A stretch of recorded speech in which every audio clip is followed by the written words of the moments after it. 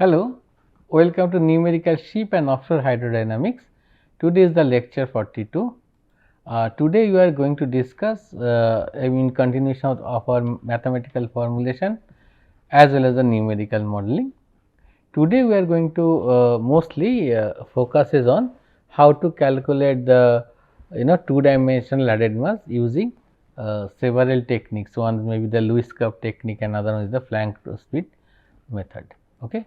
And these are the keywords that you have to use to get this lecture. Well, so now we have first we have discussed a very simplified method. It is that concept is of course not simplified, but at the end result is always very simple. So, I mean the first part of this lecture we are going to discuss that simplified method which is called the Lewis curve fitting, and then in the next phase of the lecture we are going to discuss something about the closed fit solution which is equivalent to two dimensional boundary value problem. Now, Professor Arcel in 1949 he has did one remarkable research. What he did is, suppose if you take a two dimensional circular body, okay, he tried to find out that how to analytically calculate the added mass and damping. So, this is the paper, it is references given over here. You can see that on the heaving motion of a circular cylinder on a surface of a fluid. So, it is a very pioneer paper, and this leads to one of the simplest or greatest method to calculate the two dimensional added mass and damping for a arbitrary ship shaped body. Okay. So, now to discuss this we are going, I would like to refer this to paper. It is not a paper, the first one is a manual. It is by Professor Journy, and second was the classical STF paper. It is most of the version of the strip theory mostly based on the theory given by this Professor Faltinson, Tuck and Salvinson. So, our lecture will limited to based on these two papers. So, if you want to know better, because here in this course we really do not go much depth. So, but if you want to interested, if you are interested to learn the in more detail, so definitely you can see these papers. Okay. Anyway, so let us find out that what is the idea. Now, idea is that suppose I have a ship shaped body which is here. So, let us say I have a ship shaped body, and now it is in basically my z plane. So, this is in z plane, and I try to find out the added mass and damping of a ship shaped body. So, here I know that there are some cross sections are like this, and I try to find out what is the added mass of this. Now, I know about this Professor Arcel's theory, that how to get the added mass for a circular cylindrical section. Okay. So, then what we could do is like what normally people are doing, they try to find out a mapping that transform this ship shaped body in z plane, they map back into the circular section which is in the, let us say it is in the xi eta plane. So, it is xy plane and we can call the z plane, and it is we can call the xi eta plane. Okay. So, idea is whatever there in this xy plane, that means the real plane, they transform back into some xi eta, some fictitious plane in xi eta, and then it represent a circle, and then I know how to calculate the added mass in circular sections. Eventually, I get to know how I calculate for the real. So, this is the idea of the conformal mapping. and it is actually a remarkable idea, as I said, and it is based on this that paper by Arcel, and later on people have picked up using the conformal mapping. They use this theory to find out the added mass of a any arbitrary sheaf shape body. Now, this is the in general, this is the transformation of this conformal mapping. Now, M is called the some scaling, and then N is the this is the something that we need to find out what is the it is the unknown to us, and of course, I know that then this is the transformation law. Now, this is the general equation from which we can transform the the sheaf shape body into the circular section. So, we are preserving the angle theta here. So, all these theories are available in Journeys that report. So, therefore, we are not discussing this.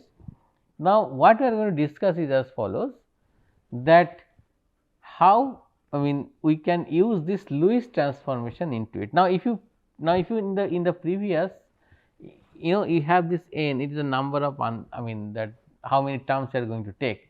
Now, if you are going to take that 2 term, and then actually this the general formulation is coming back to here. So, in Lewis transformation I am taking this the value of n equal to 2, and then we can find out that x is given by this expression and y is given by that expression. Now, this m is nothing but the scaling. Now, of course, you know that the scaling is important, right, because you have x y physical domain, and then you are transforming into the xi eta domain. So, therefore, there must be a scaling. And then how to get this value for m? See, this formula is given over here. So, m is given by half of bs by 1 plus a1 plus a3, and or m is given by ds by 1 minus a2 plus a3. Now, how now here this bs is known as the sectional breadth and ds is known as the sectional draft. Okay. And then what about the a1 and a3? Now, remember this, they want to preserve something, like you have to choose this a1 and a3 in such a way, so that suppose this is the this is the actual cross section. So, this is the actual cross sections, and then it must have some sectional area, it must have some sectional draft. So, that means we have the sectional draft ds, maybe we can have the sectional area as. Now, you have to choose a1 a3 such a way this quantity will preserve. Okay. So, now we have a constant, like I have to design this sectional thing, that using this transformation law I am getting to get this x and y all these things, the scaling, that it should maintain this property. That means, that in original what is the sectional draft ds and what is the sectional area s, that must be preserved under this transformation. So, based on this fact we have to calculate what is the a1, a2 and correspondingly what is a. Now, these are the theory, we really we really do not want to go into this theory, because in the next slide we are going to discuss what actually we are going to use. Now, here this in below I can some typical Lewis curve actually we are plotting, like with respect to several b by t ratio and varying some parameter, just to show you that different kind of section is possible using the Lewis transformation. Okay. So, this is the underlying theory that I am just discussing right now. Really we do not need to go deep into this theory, but what is the underlying theory, that definitely we need to remember. Now, what actually we are really going to use is something very interesting. Now, you see people have used this formulation, used this transformation, and they are coming up with a set of chart, right. Now, this is the chart, is very interesting chart, that in this x axis we have this encounter frequency omega e, and in the y axis we have some coefficient c. We are really going to discuss that what is this coefficient c. Now, thing is that once you know the value for c from this chart, I can calculate the added mass using this formulation. Now, what is the Bn is nothing but the sectional beam or sectional sectional beam or breadth, and then Cij is the coefficient that I am getting from this chart. So, that is what if you remember at the beginning, that is what we are going to discuss. We discussed that mostly the most crucial part, which is the finding out the added mass, damping, etc., we actually use some kind of chart, right. And this chart actually definitely based on some very serious theory. I mean, we are just escape the theory and just we are into the application part. Okay. Now, how to select the point C, that is actually where it is much more interesting or meaningful at this moment, because this theory is already developed some 50-60 years back. So, therefore, and already these charts are very much exist. So, it is better to know little bit about the theory and more about that how it apply to get the added mass for a cross section. Okay. Now, you can see in this chart there are some parameter. One parameter is called the beta n, one is the Bn, one is the T, and then it is the encounter frequency, of course, omega e, and based on that I have to find out what is the value for C. Now, what is the beta n? Beta n is the sectional area coefficient. So, it means that suppose it is some section, suppose this is the section, and then let us say this is the sectional area.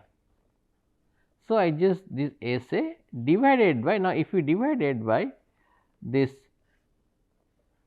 B and T, or Bn is the sectional beam. So, this one by T the draft. So, this ratio actually we called that is equal to beta n. So, now suppose I try to find out, let us say we have some encounter omega e, right. Suppose we try to figure out what is the added mass for some encounter frequency omega e. So, now let us say here is this or maybe here is this value. Now, how to get this coefficient? So, what I do is, so I know that this is, I just draw it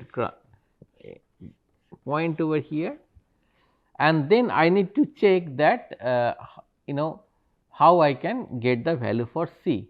So, first check is I have to calculate the beta n. Now, you see here I just have only one picture where the beta n value is 0.5. Okay. However, beta n is very much different, because you see if I let us take the like let us take this some kind of shape from the top, something like this. Now, if you cut in each section like this way yz plane, not this all the time you can see that this B is different. Now, if B is different, so definitely the area also different, then value of beta n also different, right. So, first thing that I take, now if I take in this plane, I take a section and then I find out this coefficient beta n, because at this section I know what is my the sectional breadth Bn, and also I know what is my the draft T at this particular section, all it remains same, and also I know what is the sectional area of this particular section. So, definitely I can calculate the beta n. So, first thing I fixed my omega e, and then I calculate what is my beta n. Let us say the beta n is equal to 0.5, and then I need to calculate the ratio beta n divided by T. Now, here I would like to mention that now ultimately one should understand that you have to interpolate something. Now, at which level you are going to interpolate? Now, see here, now beta n by t might not fall into all these values. It may not be 4.4, it may not be 3.6, it may not be 2.8, it may not be 2.4, it may not be 2 or 1.6, 1.2, 0.10, 0.4. Suppose these are the available to you. Okay. And then let us take that some value you are coming around, it is let us say 1.5. So, you will get your beta n by t is nothing but it is 1.5. Now, you have no data for 1.5. So, then how you then can you interpolate? So, answer is no, absolutely not. So, then it is your judicious decision that if beta by n is 1.5, then which graph you need to take. So, let us take in case of 1.5 I am going to take the curve for 1.6. So, I select the graph. So, this is the graph actually I have selected this one. Okay. And now after doing this, so I first select this chart, it is 0.5, then I select the graph that I am going to find, and after that only I can interpolate the value. So, that means let us say now this is the graph I am going to take. So, this is the graph. So, I just make a round. So, let us say this is the graph, and now I have to calculate this omega e. I try to find out this point, and this point now I can interpolate between the consecutive two data. I can interpolate what is the value. So, once I so you see that before you start doing the interpolation, you have to take lot of decision by your own, like which graph we need to take, like what is the beta. Now, beta by n, it might not be 0.5, it could be 0.4, 0.6, then what to do. So, suppose maybe that all the ratio is not available to you. So, you have the chart for beta n equal to 0.5, then 0.6, then 0.7, 0.8, 0.91, maybe 0.4. Now, suppose this ratio comes 0.55, what you are going to do? So, at that time can you interpolate the chart? I can't, right.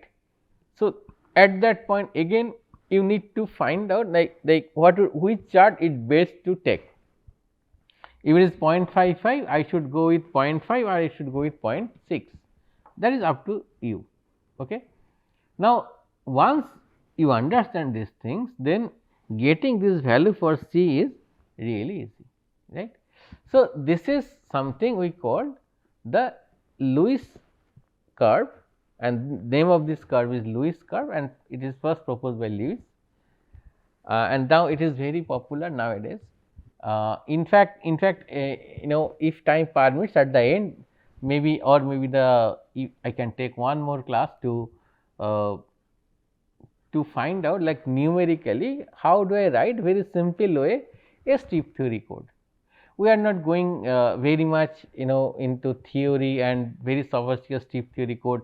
Let us in this class let us not write that, but however I can give you or we can discuss very simple way with very simple understanding how could I write a strip theory code. Maybe it roughly work, or but at least can give us some realistic data. Okay, we will see that.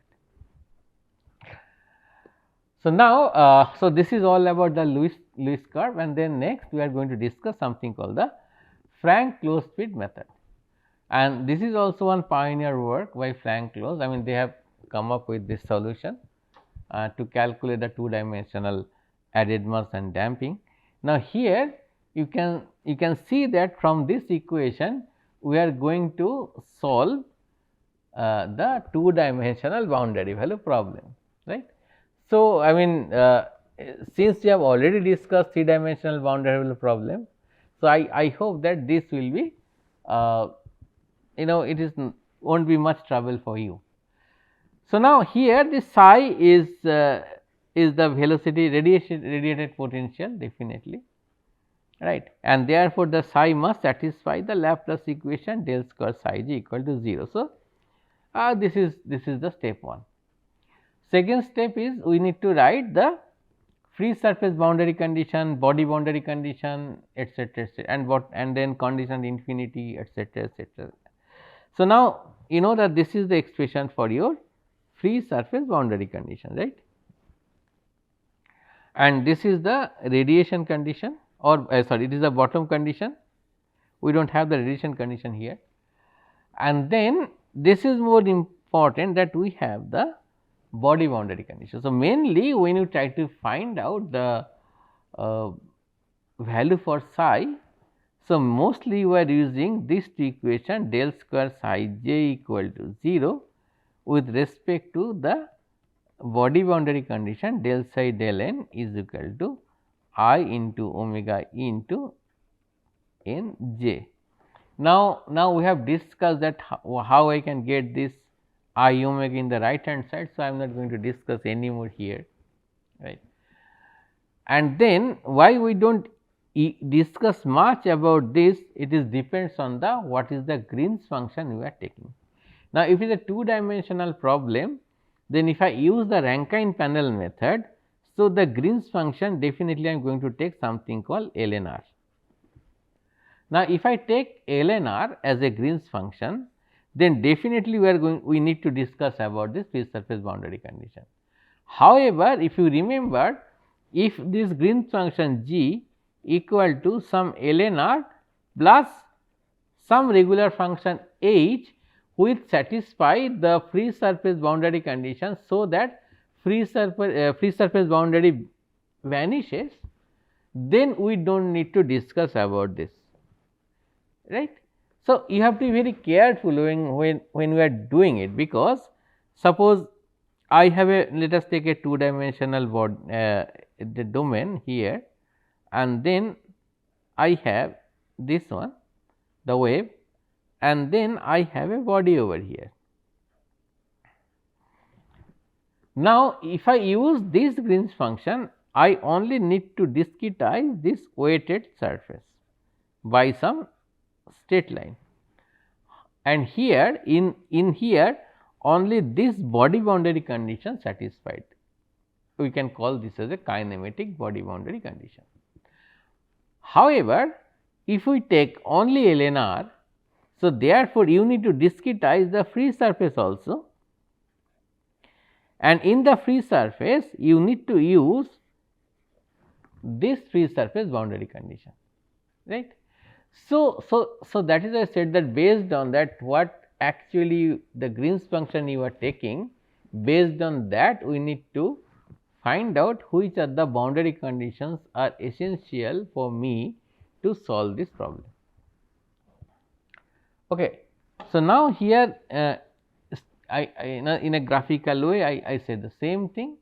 Now, here you have in this body you must have this body boundary condition, right, and here in the free surface you have this free surface boundary condition, right, and then at the bottom definitely the bottom boundary condition, right. So, this is the whole picture. Now, based on your choice of your Green's function, you really need to find out whether you need to discretize only this weighted surface, we call this as weighted surface, or we need to discretize this weighted surface with the free surface. It is depending on the choice of your Green's function. Okay. And now, when you choose the Green's function, so then this is only a integral equation that you are going to solve. Now, this integral equation is very well known to you, is it not? Because this actually you have used from the day 1, right. Now, here you can see that in general we have the 3 surface. So, we called one is the S0, which is the weighted surface, plus we have the the free surface, and also we have the radiated surface. and we should consider the bottom also, but this bottom is 0. So, normal derivative 0. So, therefore, we are not taking it, right. So, it is also so this is also fair enough that you know that how to discretize the surface. Now, if you take G equal to only 1 upon r, then you have these surfaces. However, if you take G equal to 1 upon r plus Heaviside surface, so sum of the surface you can actually delete, right. Okay. Now, third is now this is the Green's function I call the free surface Green's function. Now, here you can see we have this log term, right. So, that means that this is the Rankine part, this is the called the Rankine part of the Green's function, and this is called the regular part.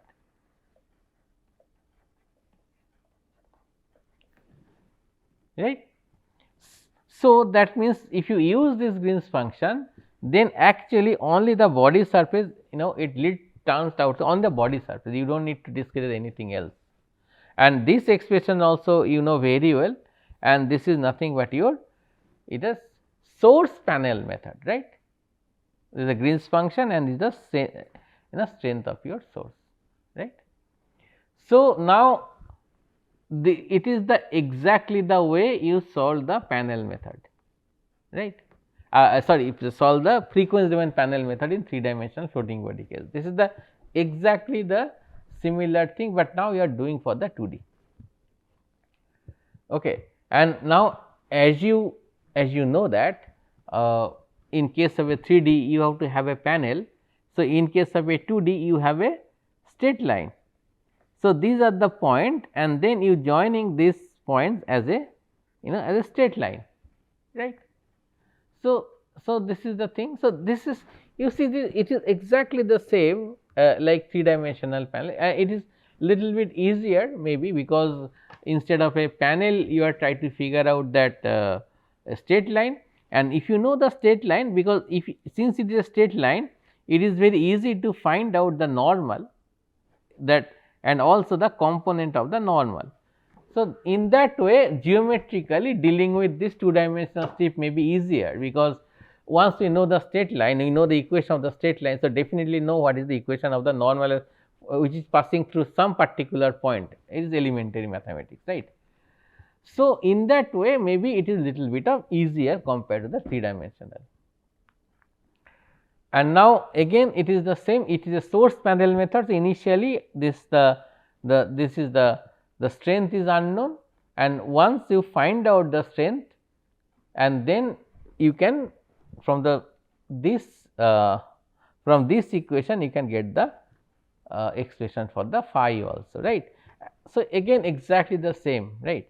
So, initially this we can call the strength, and normally we define this as sigma. So, once we know this sigma and then we apply this sigma over here, and then we know the value for the phi, right. Okay.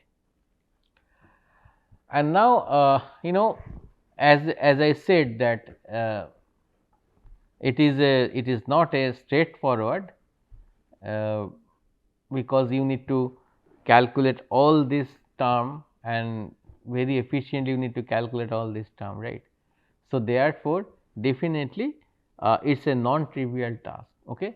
So, today actually let us stop at this point, and in the coming class let us try to discuss that where is the complex part involved in this equation, and how actually we could address this problem and we can solve this problem.